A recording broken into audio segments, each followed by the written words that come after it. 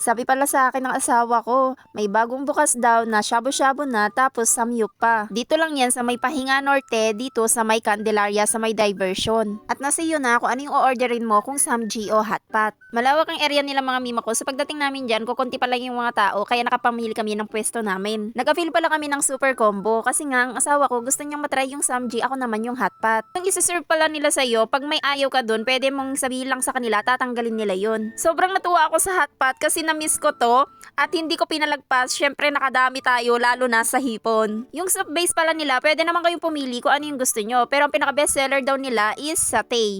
Grabe naman, hindi ko talaga alam kung anong uunahin ko kasi sa side dishes pa lang nila mabubusog ka na. Ginutom ko talaga ang asawa ko para masulit niya yung pagpunta niya dito. Alin man sa set ang orderin mo, unlimited cheese at unlimited side dish na din siya. Nakakatuwa lang mga mare ko kasi yung mga crew nila is lumalapit sila sa inyo tapos tatanungin nila kung gusto nyo nang mag-refill. Kaya kung may bala kayong kumain sa mga unlimited, kailangan magpagutom kayo para makadami kayo ng kain.